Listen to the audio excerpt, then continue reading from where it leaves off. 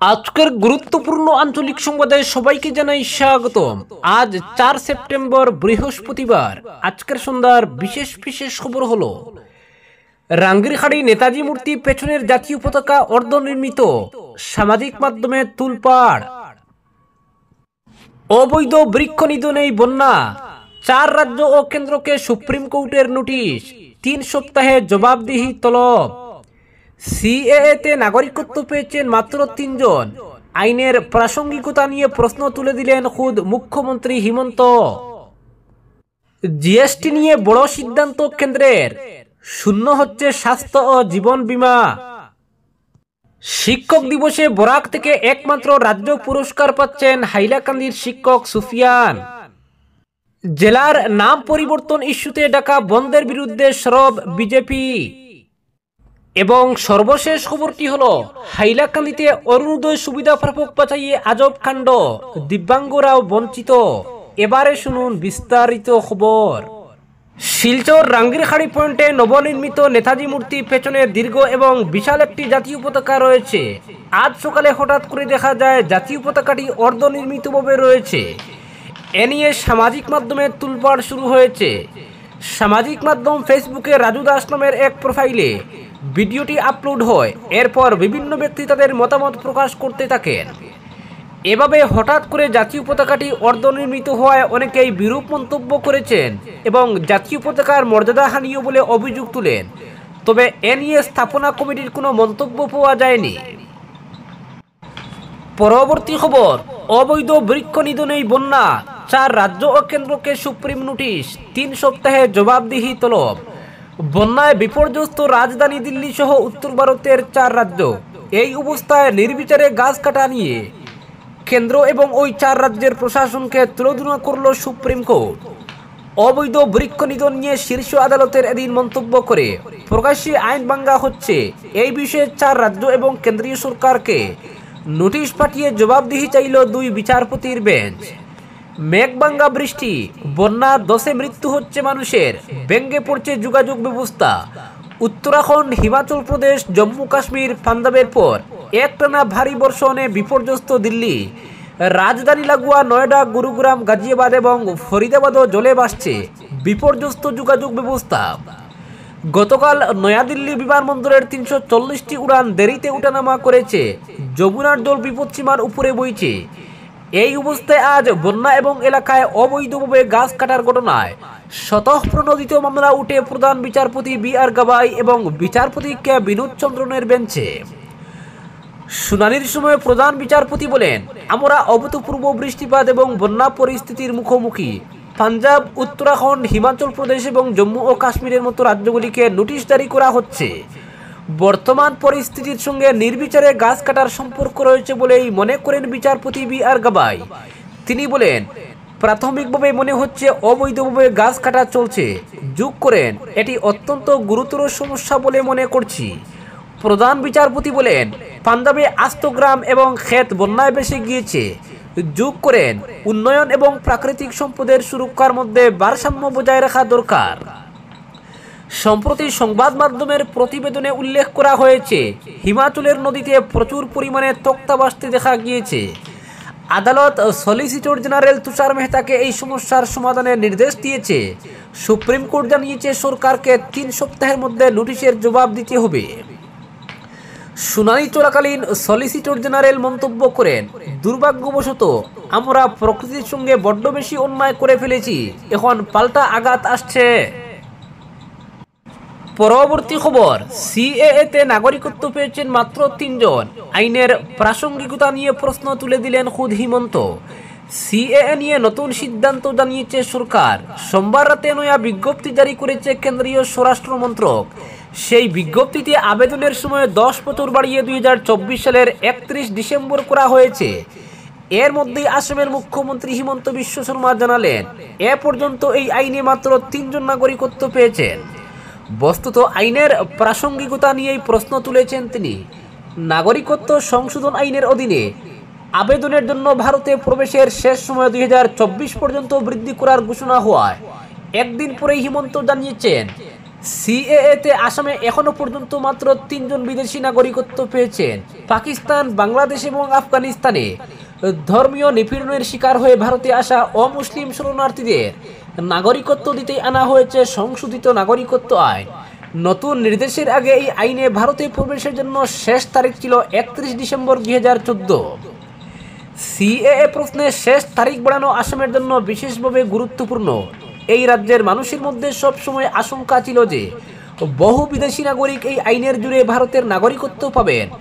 নতুন সিদ্ধান্তে এই আশঙ্কা আরও বেড়ে যায়। যদিও এই আশঙ্কার আগুনে জল ঢেলেছেন মুখ্যমন্ত্রী নিজেই। হিমন্ত বিশ্ব শর্মা জানিয়েছেন, এখনো পর্যন্ত আসামে সিএএ এর অধীনে মাত্র 3 জন নাগরিকত্ব পেয়েছেন।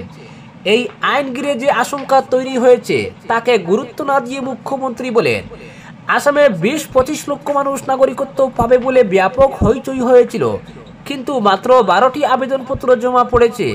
আপনারাই ভাবুন সিএএ নিয়ে আলোচনা কতটা প্রাসঙ্গিক।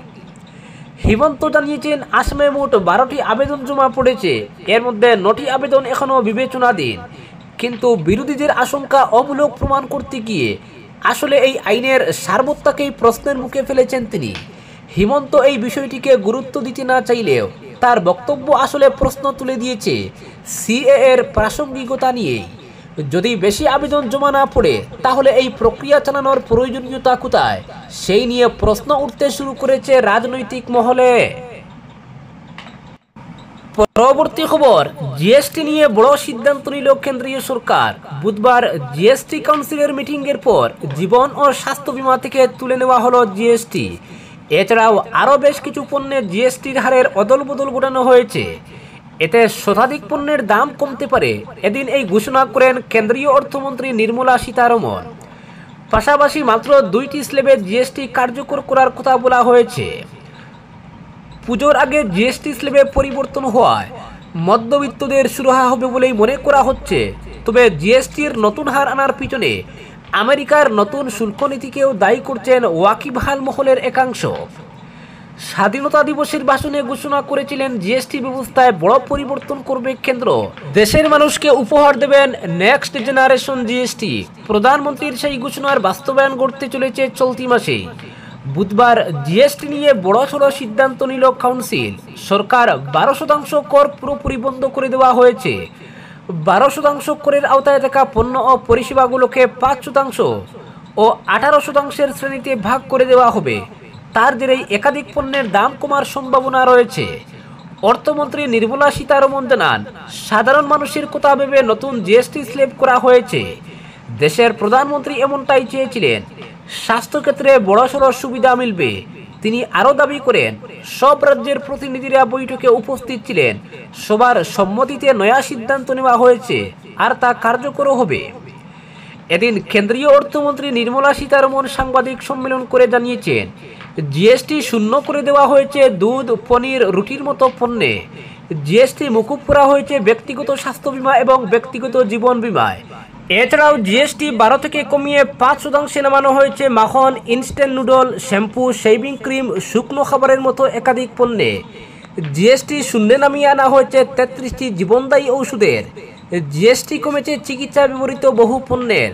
28 থেকে 18% স্ল্যাবে আনা হয়েছে এসি মেশিন, টিভি, বাসন ধোয়ার মেশিন, ছোটো গাড়ি, মোটর সাইকেল ইত্যাদি। সিমেন্টকেও এই স্ল্যাবে আনা হয়েছে। মোটর পার্টসও সস্তা হবে। পেট্রোল ডিজেল গাড়ির দামও কমে যাবে। একাধিক জৈব কীটনাশক ও কৃষি উপকরণে ব্যাপকভাবে জিএসটি কমানো হচ্ছে। হস্তশিল্প ও শ্রম নির্ভর শিল্পের উৎপাদনের উপর জিএসটি কমিয়ে 5% আনা হচ্ছে। সিমেন্টের উপর জিএসটি কমে 18% আনা হচ্ছে।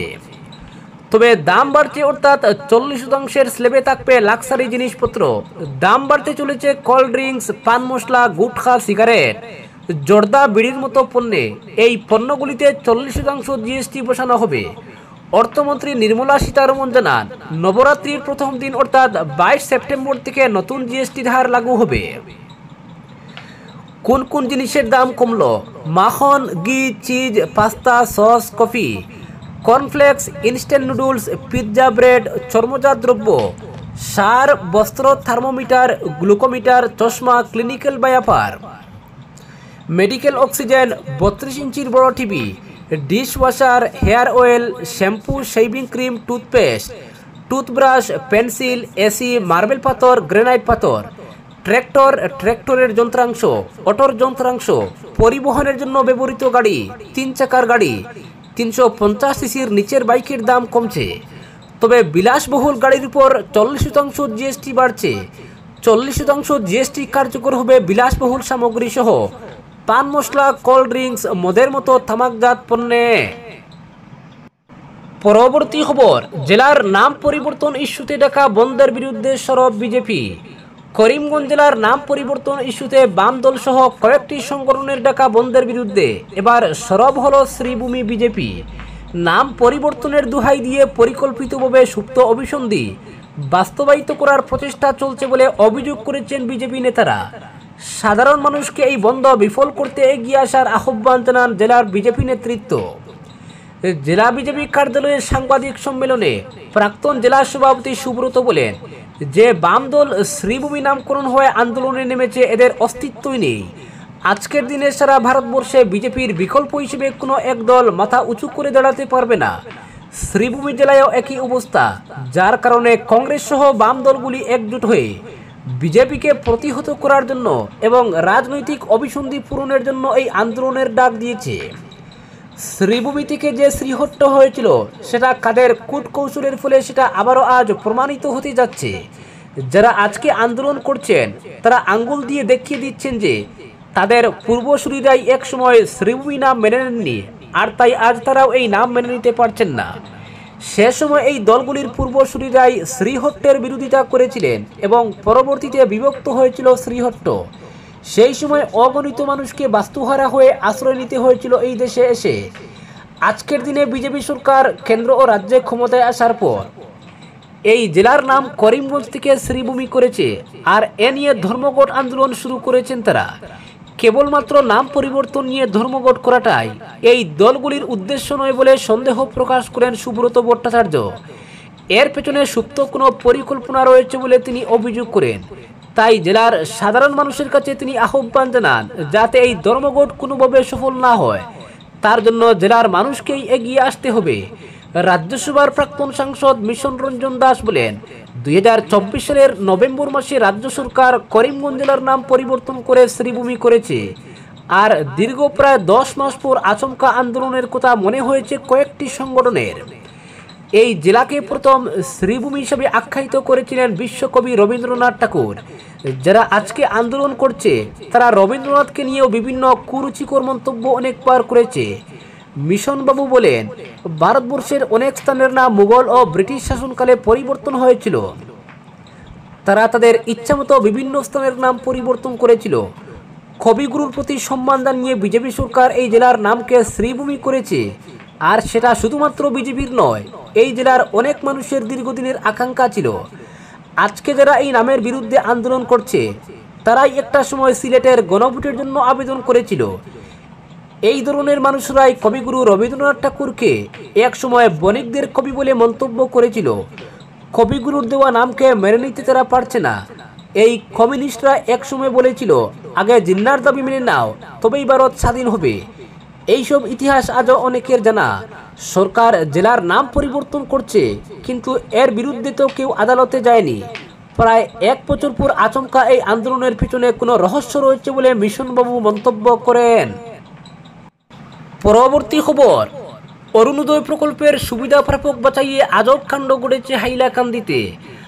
আশ্চর্যজনকভাবে পথের ভিখারি দিব্যাঙ্গজনরাও অরুণোদয় প্রকল্পের সুবিধা থেকে বঞ্চিতদের পাশে দাঁড়িয়েছেন হাইলাকান্দি জেলা যুব কংগ্রেস সভাপতি শহীদুল ইসলাম বড়ভূইয়া। দিব্যাঙ্গজনদের শীঘ্রই অরুণোদয় প্রকল্পের সুবিধা দেওয়ার দাবি জানিয়েছেন তিনি। দাবি পূরণ না হলে বৃহত্তর আন্দোলনের হুঁশিয়ারি দিয়েছেন যুবনেতা শহীদুল। দিব্যাঙ্গ সংস্থার সম্পাদক কমরুল ইসলাম মজুমদার বলেন, আসামের মুখ্যমন্ত্রী হিমন্ত বিশ্ব শর্মা আমাদের অভিভাবক। পথের ভিখারি দিব্যাঙ্গজনরাও অরুণোদয় প্রকল্পের সুবিধা থেকে বঞ্চিত। এছাড়া রেশন কার্ডের সুবিধা থেকেও তারা বঞ্চিত। অরুণোদয় এবং রেশন কার্ডের সুবিধা দেওয়ার জন্য হাইলাকান্দির দিব্যাঙ্গরা আসামের মুখ্যমন্ত্রী হিমন্ত বিশ্ব শর্মার কাছে দাবি জানিয়েছেন। হাইলাকান্দি জেলা যুব কংগ্রেস সভাপতি শহীদুল ইসলাম বড়ভূইয়া দিব্যাঙ্গদের সংবর্ধনা জানান। আজকের বিশেষ সংবাদ এখানেই সমাপ্ত।